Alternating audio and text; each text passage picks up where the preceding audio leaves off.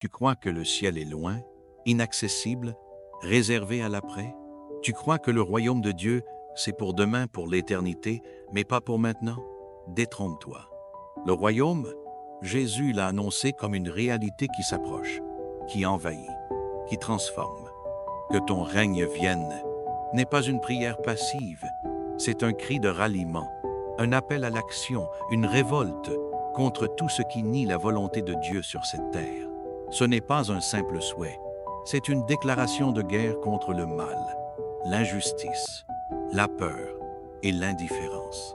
Quand tu dis que ta volonté soit faite, tu choisis de ne plus vivre selon tes propres désirs, mais de t'aligner sur une volonté supérieure, parfaite, bonne, parfois incomprise, mais toujours juste.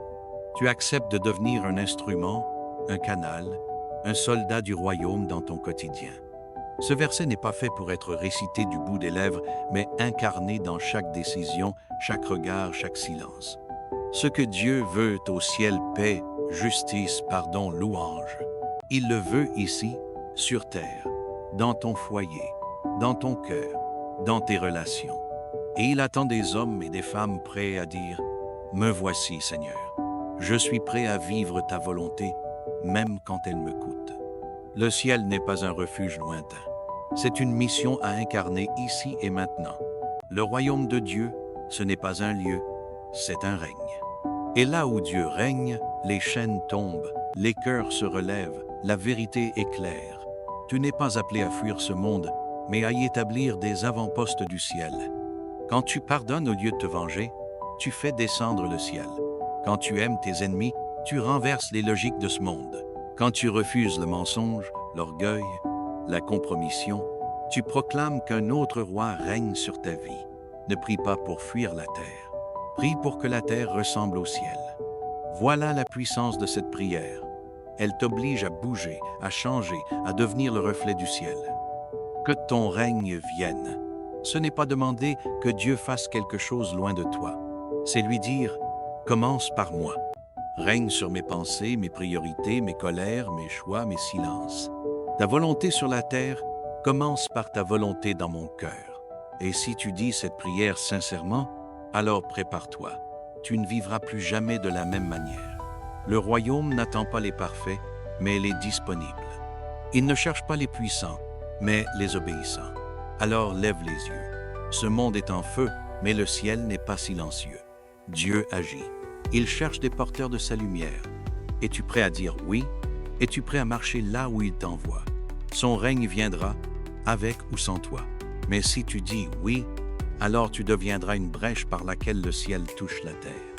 Et là, dans cette obéissance, tu goûteras à la paix que rien ne peut voler. Voilà ce que signifie vraiment Matthieu 6, 10. Pas un espoir lointain, une révolution immédiate. Le ciel descend là où un cœur décide enfin de dire « Que ta volonté soit faite ici, maintenant, en moi ». Et ce royaume ne vient pas avec éclat, ni avec fanfare, mais souvent dans le secret d'un cœur qui pardonne encore, qui aime sans retour, qui espère contre toute logique. Il vient quand tu refuses de répondre à la haine par la haine. Il vient quand tu choisis la vérité, même si elle coûte ton confort, ta réputation ou ton silence complice.